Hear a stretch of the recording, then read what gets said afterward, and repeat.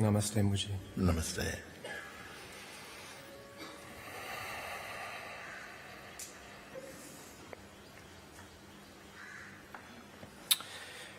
In August, I was in Monte Sahaja, and a woman asked you a question. And you said, ask me a question that'll be here in 5 minutes. Ask me a question that will still be here in 5 minutes, okay? Or 10 minutes. Yes. Or 1 day. And so I'm coming to you with a question that I've had for most of my life, before I even knew what spirituality was.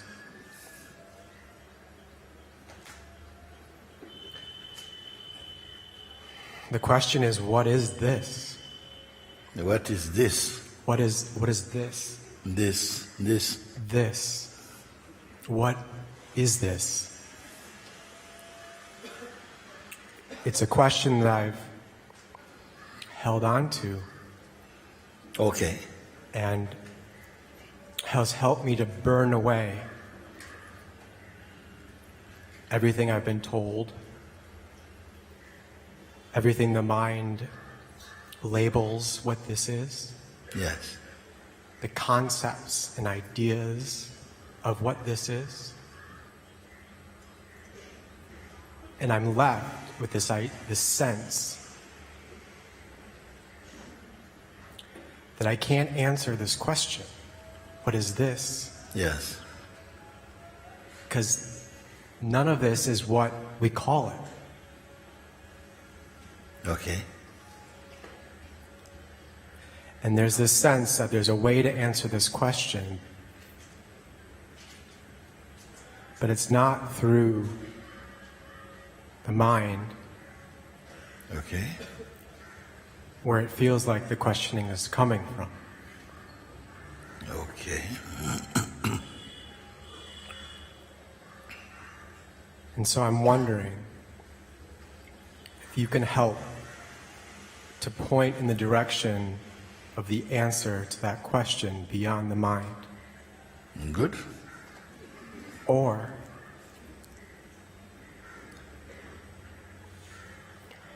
if it's time to let go of the question. Well, you say that the question, good question by the way, you say that the question has helped you to burn away a lot of things, isn't it? Okay? The question is, what is this? You see? So this has been your question, what is this? So in order to ask what is this must already have some flavor for you. You see? What do you mean by this? Is there a your this and a my this? Does the this include you? Or are you apart from the this? Are we together with this? With this? Are we one with this? What is this? So you see the question, is this an object? When we say this, we have to qualify, you see, what this are you speaking about? When you say what is this, we don't know what you are referring to, because this it can be very vague. It can have a sense of just everything that is perceived. Everything that is perceived has been perceived and is capable of being perceived now or in the future. Is it a fixed thing? Is it a fixed thing? Like a book contains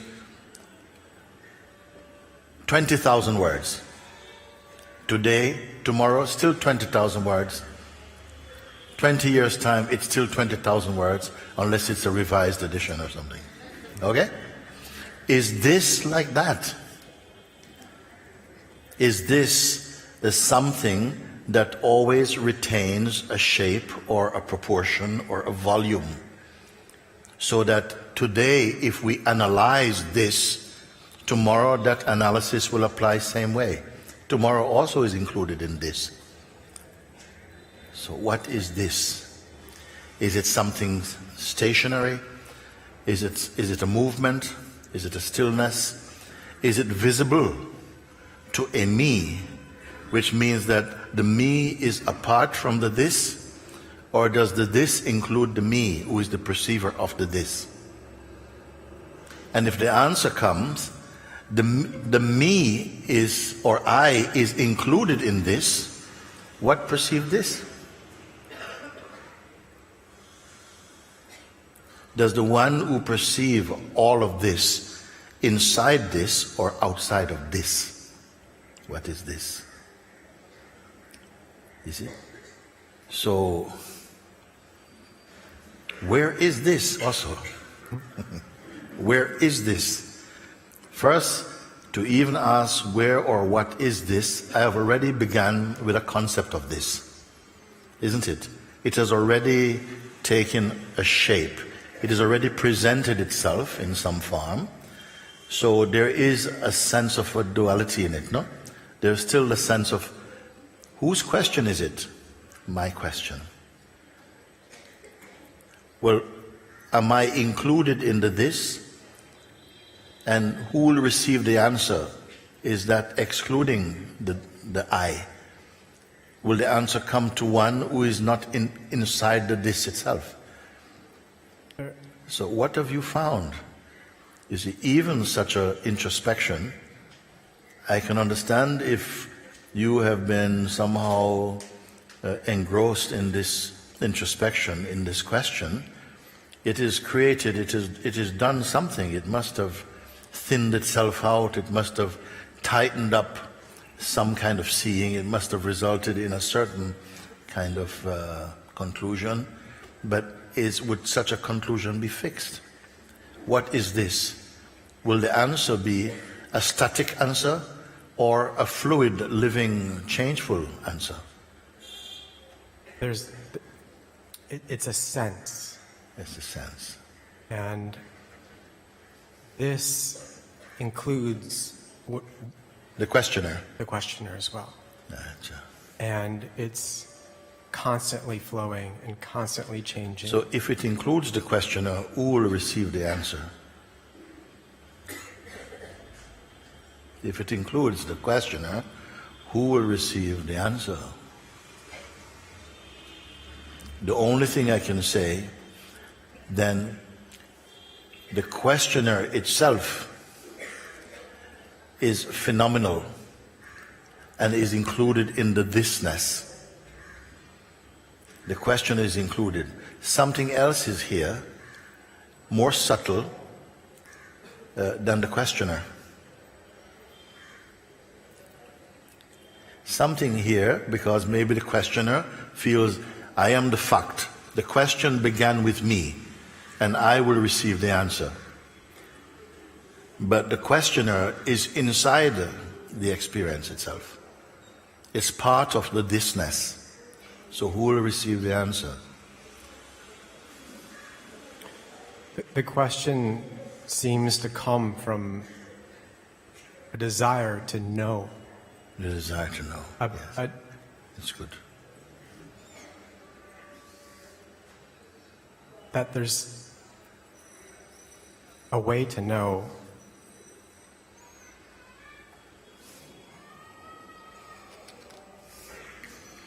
I can look at this.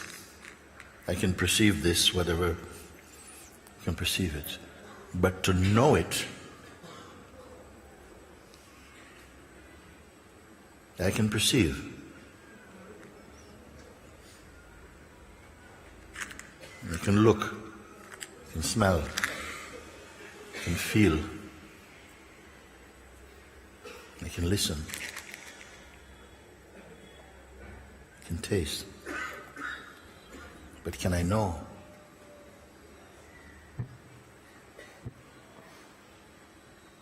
What is to know?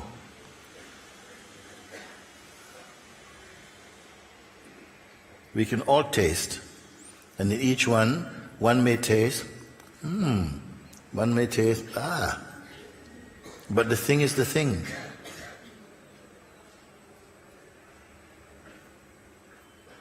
We go and we're watching a football match.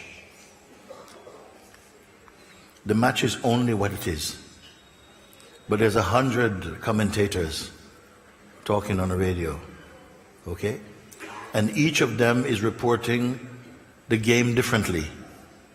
One game, but the reports are different. One says, Brazil is really doing very well at the moment. Another one say, Colombia is killing them. Which is true. It's interpretive. We are interpreting. How to know something? If the taste you can taste, but even the taste we cannot say it is like this. Because one say it's nice, one say it's horrible. So which is the truth about it? It is in the experience. It is in the interpretation. It is in the reaction. All of that. Can we say we know? Also, what may taste bitter today, and maybe someone tell you something more about it, and you taste again.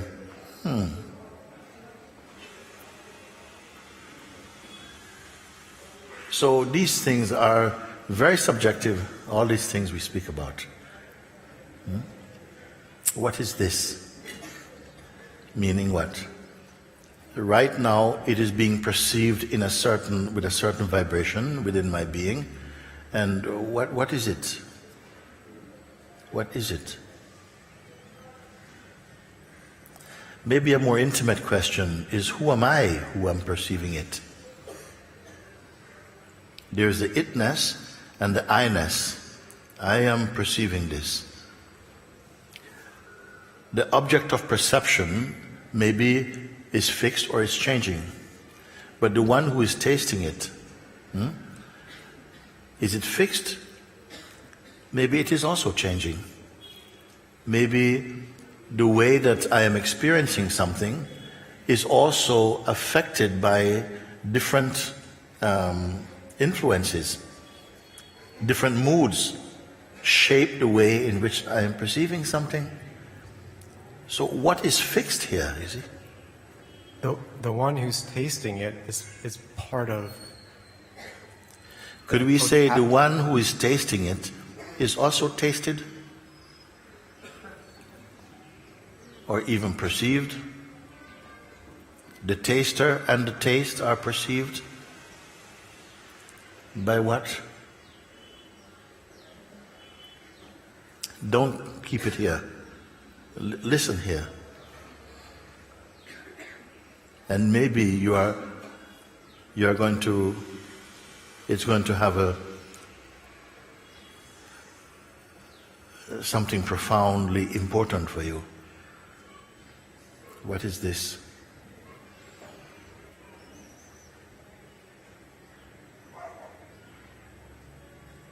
This is your feelings about this, your thoughts about this. It is not separate.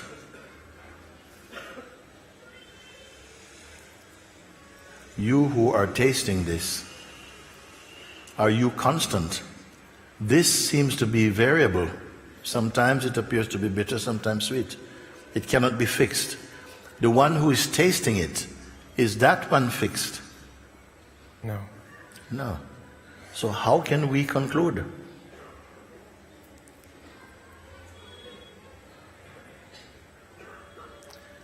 There must be something beyond. There must be something beyond even the questioner. Even the questioner is also perceived.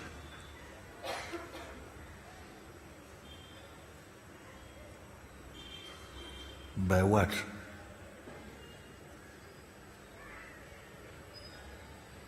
And does that have a question? That in which the question and the questioner appear, does that have a question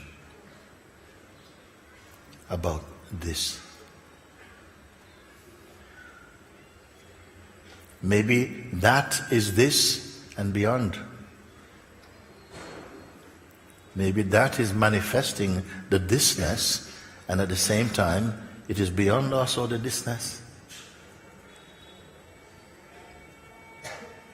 Is it mere philosophy we're speaking, or is it are you feeling? Because all this is you.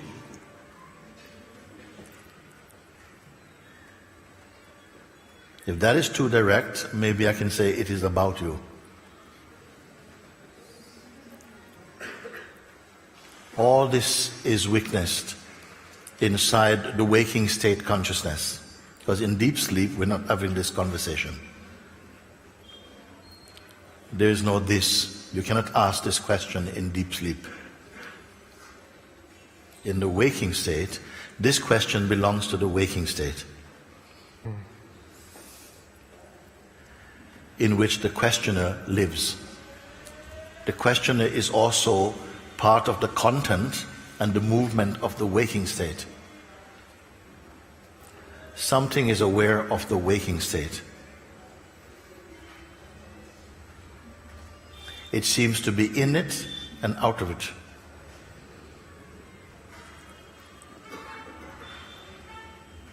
Don't think, feel also.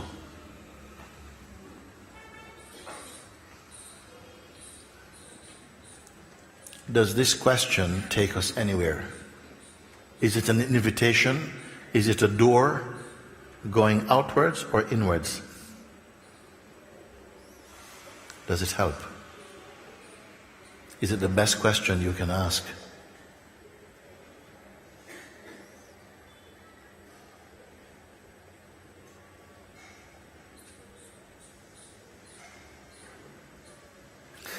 What we can say is, right now, we're here together. I can look at you in the eyes. I can have a feeling with you in this moment. What we're speaking is in this moment. How we're listening is in this moment. But it passes. Maybe yesterday we had a similar moment.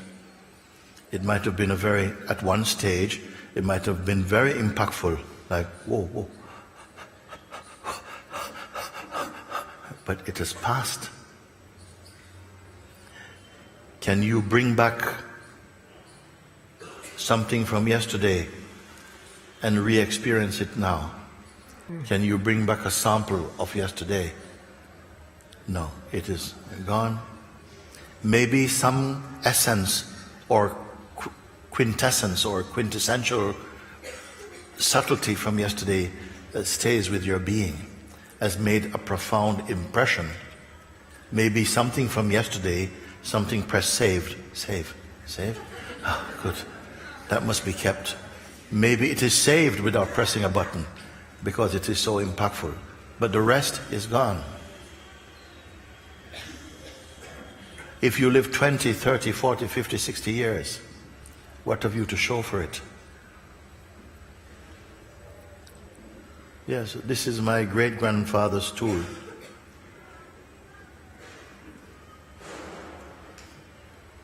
Supposing your grandmother gave you a cup. She says, this is my cup, my own mother gave it to me. Look after it. So you have your cup, and 30 years has passed. Grandmother also passed. You have your cup. One day somebody says, I think this is a very unusual cup. You should have it valued, just for insurance reasons, okay? So you take it to go, and you find that there's a fair, and all people are bringing things like grandmother's cup and things like this, then to have it evaluated. Because it could be, we have a program like this in the UK, it could be that this, it might be worth £1 million. You might be tempted to sell Granny's cup. You may say, no, it doesn't matter, 2 million, no, I'm keeping it, just for insurance. So you go there, and suddenly you find there's somebody who has 5 cups just like Granny's cup. You have 1, they have 5. Okay? And they said, wow, look, it's a similar cup, no? And they said, look at it. Oh, they're measuring and they're looking. The expert is looking. And then he puts it down. You don't remember which one is Granny's cup. Oh, my God. Oh, where's Granny's cup? You know, okay? And he's looking. I'm sure it was this one. And somebody said, no, it's this one. But you yourself cannot tell. Okay? And then somebody comes and says, but they're all the same. He said, no. You please go away. Don't speak like that. I want my Granny's cup. But there's nobody who can verify which is Granny's cup. Where is the value in it? Is it not in you? Mm-hmm. We give everything all the value it has. Yes. So there can be a moment for you of total grief and distress. You have 6 cups like Granny's cup, and only one is truly Granny's cup. Does it matter? Well, that's up to you. So everything is imbued with your sentiment. And that is what we carry very often. This matters to me, and something is held from that. Everything else is gone. Like a cloud that passes. A similar cloud may come again, but not that cloud. That is gone. Okay? So from all our lives, most of what you may call important things and meetings, they come and go.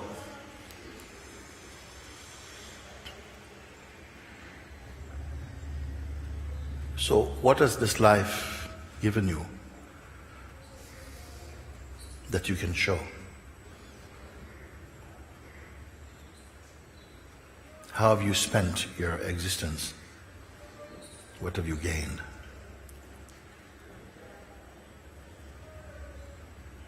What is greater than experience that helps you to be established in your heart, and your interaction with beings is enriched because of what you have grasped inside your heart, what you have truly understood, not just with your mind, but how that translates energetically when you meet someone. What else we can say? So a question such as, what is this? It is very good. It may be a trigger for some introspection that maybe brought you here. Now, can there be any answer that can be given orally, verbally, mentally, intellectually, that can satisfy you?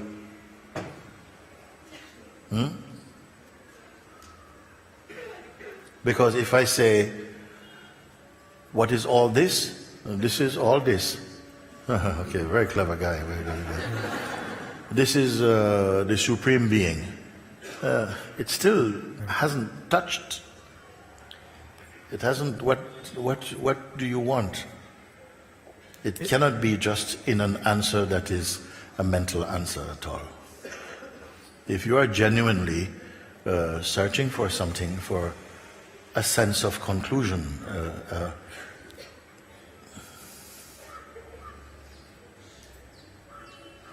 you must bring yourself into it fully. Who am I for whom this question has arisen? And what has my research, what has my introspection done for me? What is it? Has it brought me to the end of my quest? And I am asking you now, who are you, the questioner? Is not the questioner a part, is inside his own projection of this? And you say, yes. Then I say, what perceives this? And I'm not so interested in the mental answer of it. I want to see if that triggers such an amazing recognition or a revelation in you that somehow all this question is burnt up for you.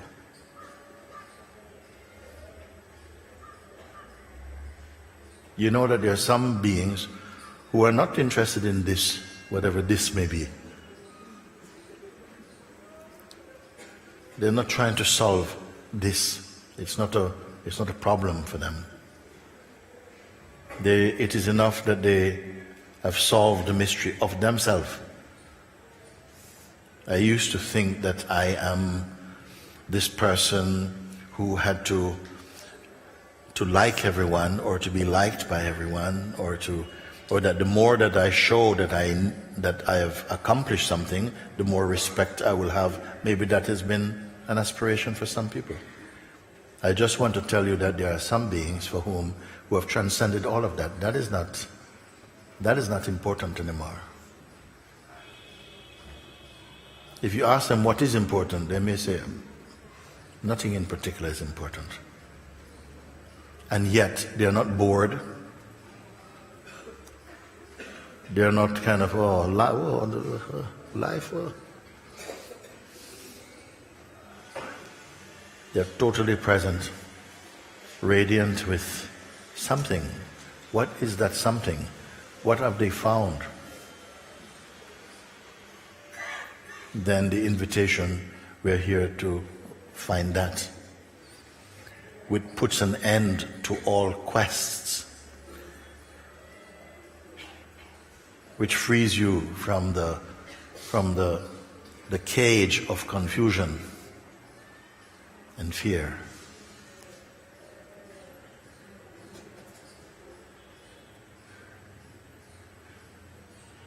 Because no intellectual or mental or theoretical answers has ever satisfied you, or can ever satisfy. Maybe for a short time, and then you find that it is not enough.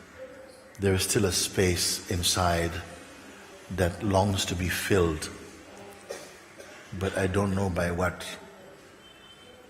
Some people tell you it is by God, and at first it's just a word for you, but it has to become a living reality for you.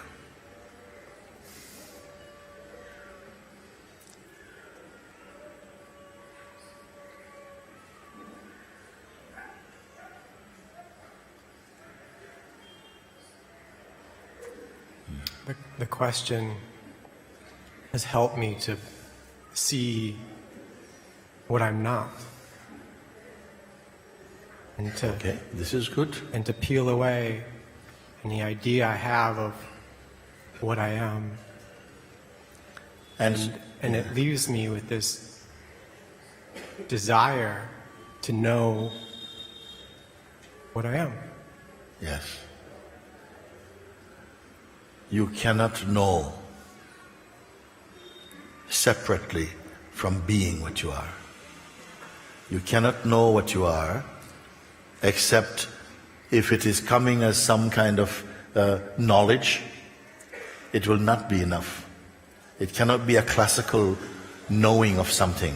It's not one thing knowing another thing. It will never satisfy. It will not be permanent. It will again become, the quest will go on. It will seem to stop for a moment, but it will also go on again. It cannot be an answer. You cannot know what you are. You can only find and be what you are. You can only recognize. You say, I recognize what I am not. That's a good place. I recognize what I am not. Which is what? Everything on this side of the eyes. Yeah. Everything on this side of the eyes. Yes. Have you come to verify that everything on this side of your eyes, you are not? Yes. Has anybody come to this conclusion?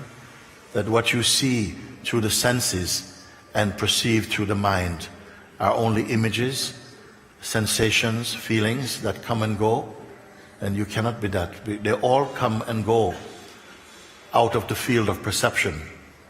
And if you were any of those things, when they go, you would also be gone. Something says, oh, they're here now, they're getting bigger. Yes, you see? You say, it's only a sensation. Don't panic. Don't identify. It's getting big. It's getting big. It's getting big. Yeah, just see. Don't interpret. Just perceive. And yeah, it's gone.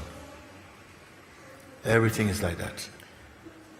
So everything on this side, in the world of the phenomenal world, you come to a conclusion, I cannot be that. I am the weakness of that. And on this side, behind the eyes, in the world of feelings, thought, also these things, also a thought cannot exist for itself. It cannot think itself.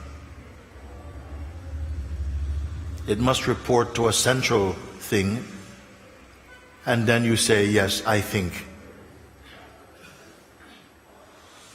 A thought must be occurring to someone, to something. No thought is self-employed. It is employed by something that is interested in it. Otherwise, it manifests. Even just to manifest, it must be perceived to have manifested. And to not land on anything, it just returns to oblivion. It doesn't register in the consciousness. For whom do the thoughts appear? You may say, to the one who think it. Well, thoughts arising by themselves does not amount to thinking. Thinking begins when a thought arises and is in contact with an interested agent, and then the process of thinking, you may say, happen. So the thought arising and the thinker are both phenomenal. Has anybody grasped this yet? Yes.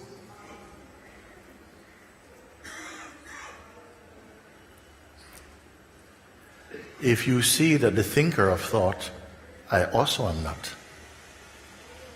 The feeler of sensations, they simply happen. They happen inside my being, and they are perceived somehow in the space of being. They arise in the space of being. They seem to manifest for a certain duration in the sense of being, and they also pass away in the sense of being, and the being has not increased or decreased because of it. Have we come to that understanding yet? So therefore, with this kind of analysis, I see I cannot be that. There's some pulse that keeps going, this I, but this I is also empty of content. Or does it have content? No. Does it have a history? Does it have a biography? This is introspection. And then you see that there's a perceiving somehow, there's perceiving. Then I asked the question, it arose a few days ago. That which is perceiving, what is on this side of the eyes and what is on behind this side of the eyes? Where is the location of that perceiver? Is it inside or outside? Where is the location of that which perceives inside and outside simultaneously? Where is the location of it?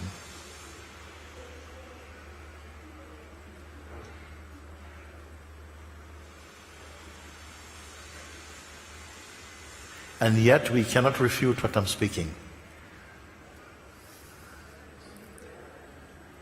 So you have come to a conclusion, I am neither, I'm none of this. No? If I'm none of this, listen, if I'm none of this at all, not on any day, not anything at all, if it's concluded, simply there's perceiving. And something is happening in this instrument also, this is also perceived. My body is also perceived. Maybe for many it is not yet clear enough. It is just a sense. It's not yet clear enough. If I am absolutely sure that nothing that is perceivable phenomenally can be what I am, cannot be the perceiver, then can the perceiver be perceived? Can it be caught?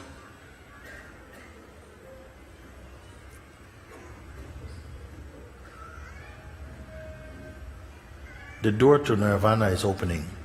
Can it be caught? That which is perceiving. Does it have any objective quality about it?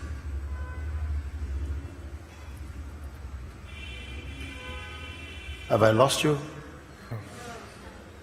Does it have any objective quality? This is living. This is a living introspection. It's out of somehow this type of looking that the Buddha is revealed, the Christ's light shows itself. It is here,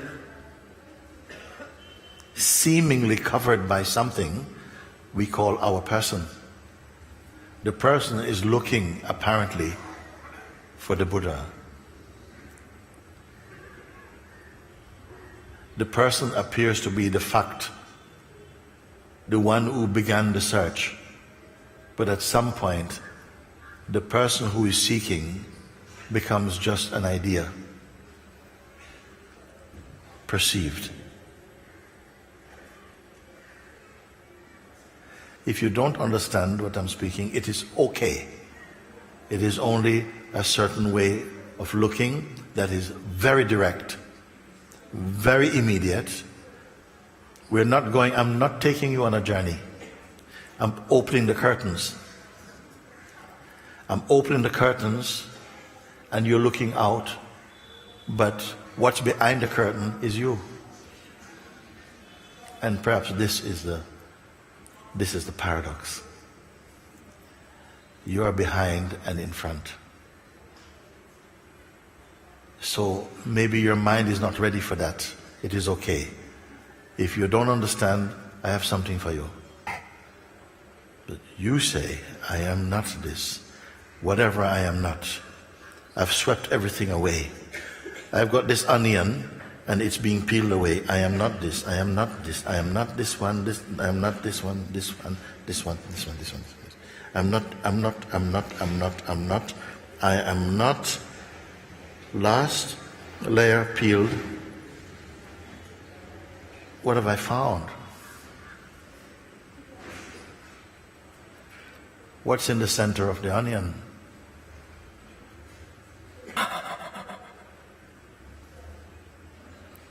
The peeling. I'm not. And as I'm peeling also, the hands are dropping off also. There are peels also.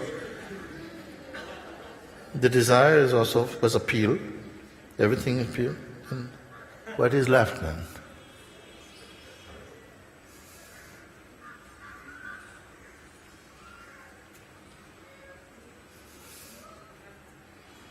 And who is there to evaluate it?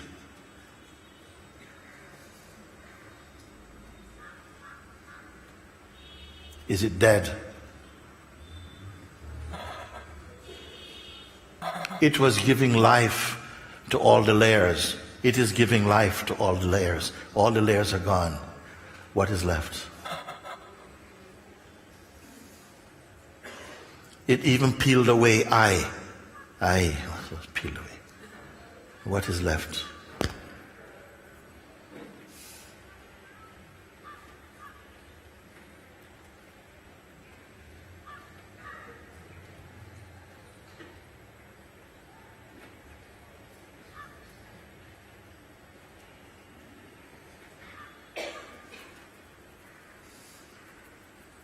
Are you there or not? Yes.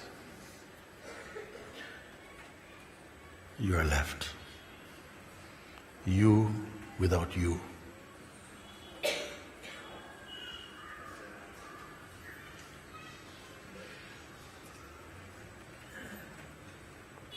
Don't hold this in your head.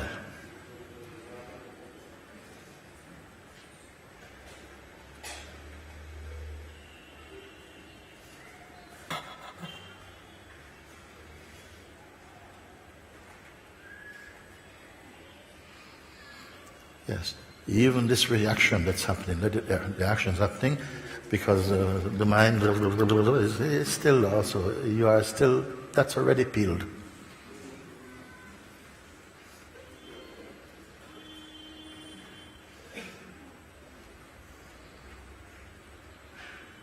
You are not a journey.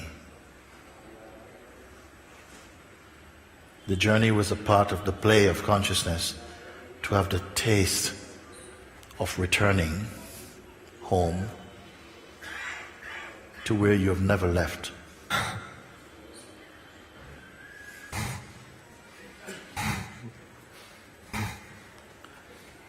This is the yoga of life, of real knowledge. To bring together two things that were separate and to see there was never any separation.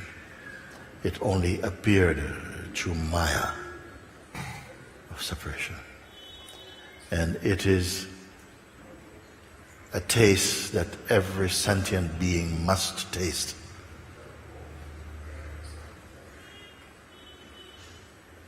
And to wake up into that which never sleeps.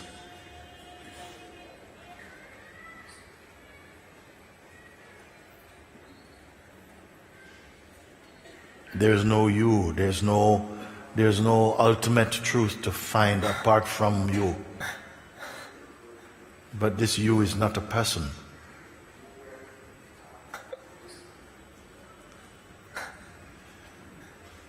This is the greatest discovery in the human kingdom. The truth is one. The one appearing as many, as other, for a while. And this other enabled the consciousness to create the sense of interrelated opposites, duality, conflict, confusion, creativity, separateness, specialness, arrogance, evil, good, worship, life, death, heaven, hell, gods and demons.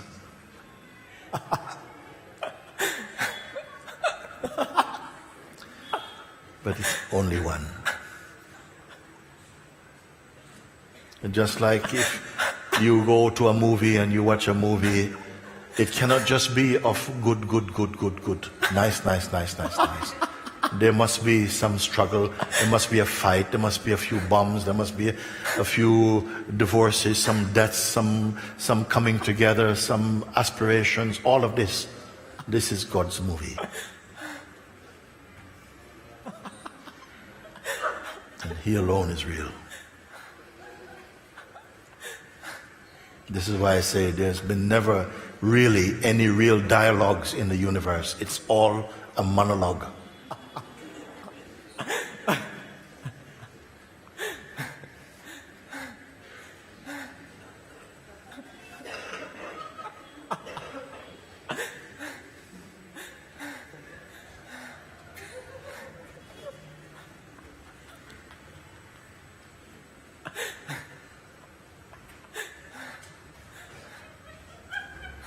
And yet, each one has to get baptized in this understanding.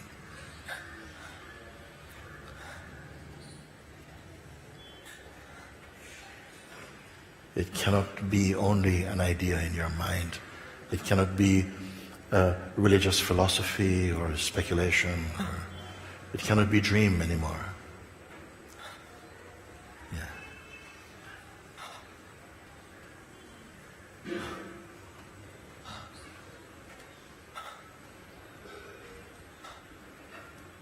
All the sages, the saints, the prophets, they were the alarm clocks in the dream.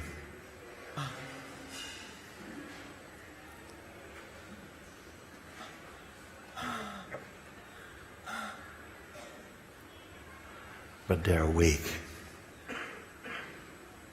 They are the ones who are awake inside this living dream. When you're awake, the dream takes on a blessedness about it. It is seen with new eyes. It is seen from a new perspective, a perspective of love, of unity, of openness, of oneness. It is seen very differently. Because the person is always a distortion. It is always a corruption. It never sees clearly because it sees with eyes of selfishness, with psychological self-consciousness, with aspiration, with judgment.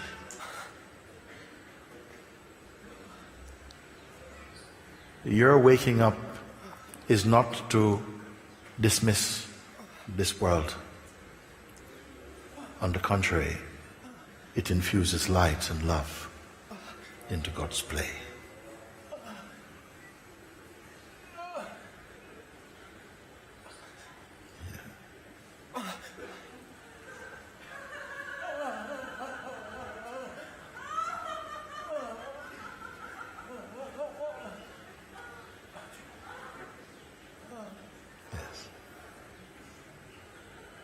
It is just the birth pains.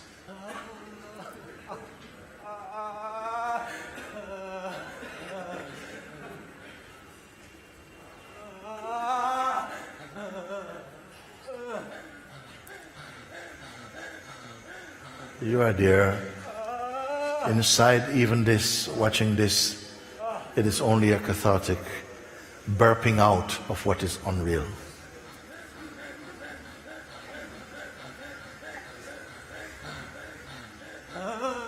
In the same way that I say, your fingernail can hide the sun.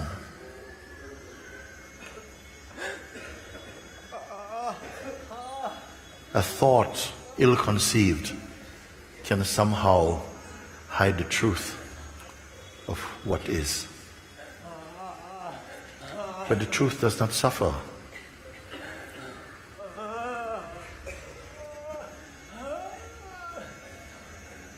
You can bring him up here. I'm okay. Yeah.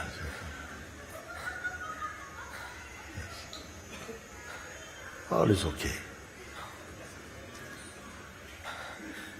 All is okay. Make it go. Yes. Let it go. Go.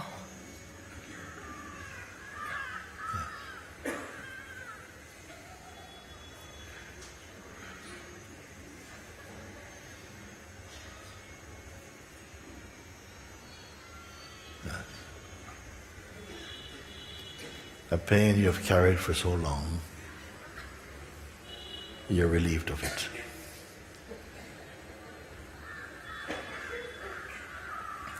There are many pains we carry and you inherit it in the world. And not necessarily because you've done anything wrong. Each one must have a certain thing to carry, a certain weight.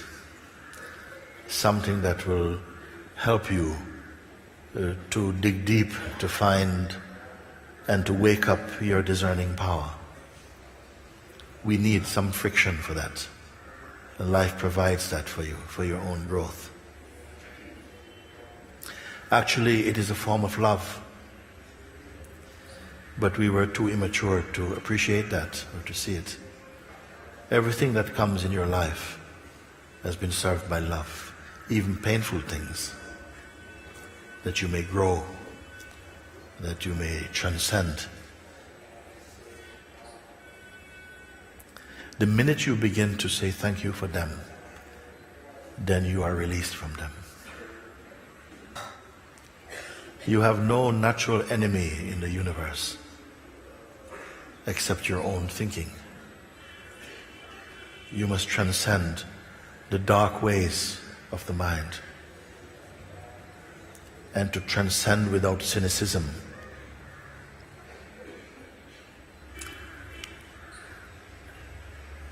You must not lose your gratitude and your appreciation. And thank God for everything.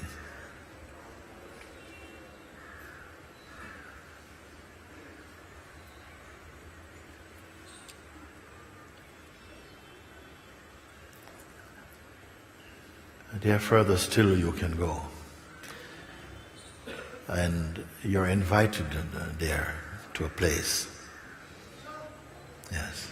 Sometimes I say, I would like to take you beyond heaven. Strange as it may seem,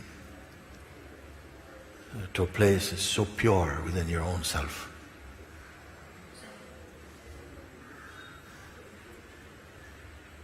But as long as the that loyalty to identity persists within,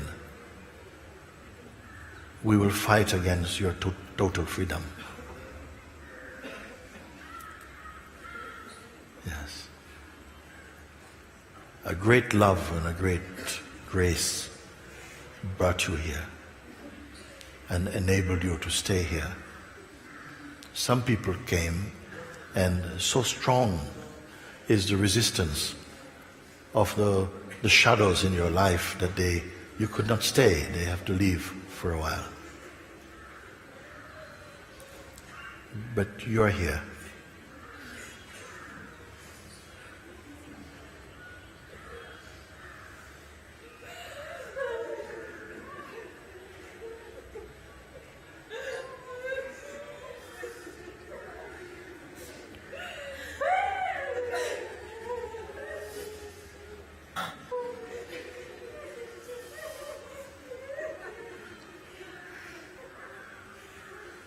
And this should be your joy also. This is your joy also. To go beneath the surface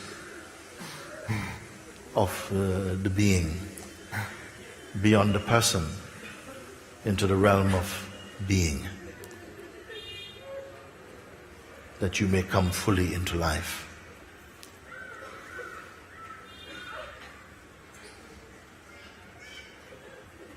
To not be so concerned about how to live, but to discover that you are life. And at the same time, you are the weakness of life.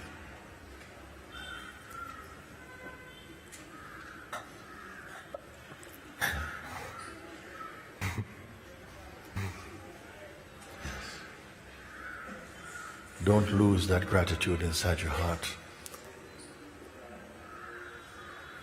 Be grateful even for the senses, for even your ability to think and to discern. All this is God's gift. And when you have imbibed enough, then you're ready to go beyond duality.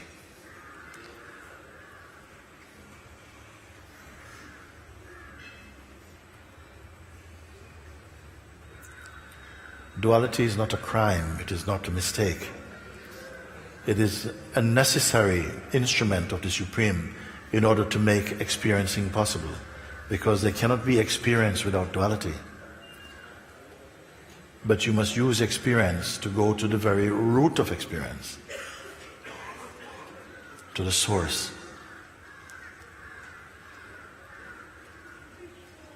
For a very long time it was fed to us that is a blasphemous to look beyond all the pictures that life put in front of you and to begin to experience a pictureless and imageless truth. But those limitations were the concoctions of a human mind. It is not banned by the divine.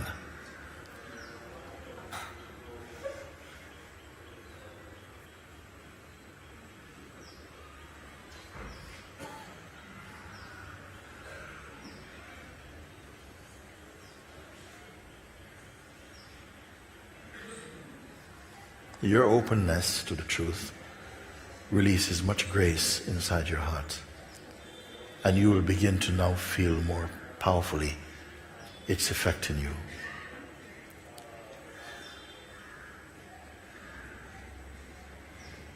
You will discover the power of being more than the power of doing. The life force does everything. With consciousness, it shapes the world of experiencing. But you can go further, deeper. Without going 1 inch away from where you sit, you can come to the very source of all this. It has already begun in you.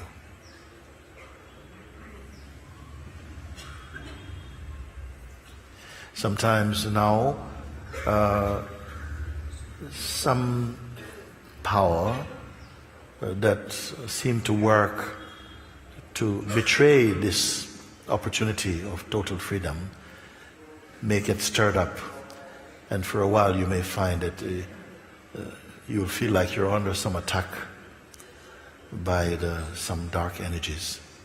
They too must eventually go or become weak. And the best way is not to fight with them, but to hold on to the truth which is already with you, and to trust also. Don't get pulled into any shape. Don't enter into any fight with your mind or suppress anything. Simply stay as the undivided seer, simply just witnessing, but not combining yourself with anything that you see. And you see these things too will pass. Everything passes. Everything passes but you. Even your personality will pass. Your ideas about yourself, they also pass.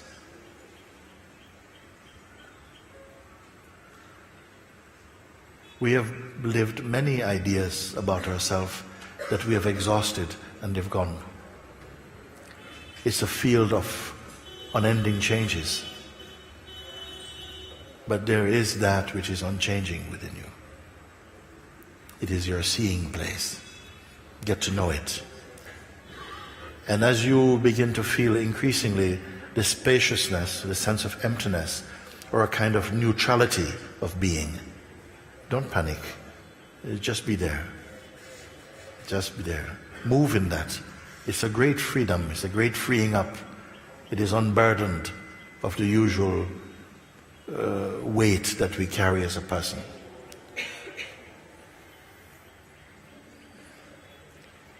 You will learn and come to know without studying, simply by paying attention to your being, to the sense of being. The mind might say, but how can you learn without study? How naive an advice. But follow it. This is a tree that bears immediate fruit. Follow it.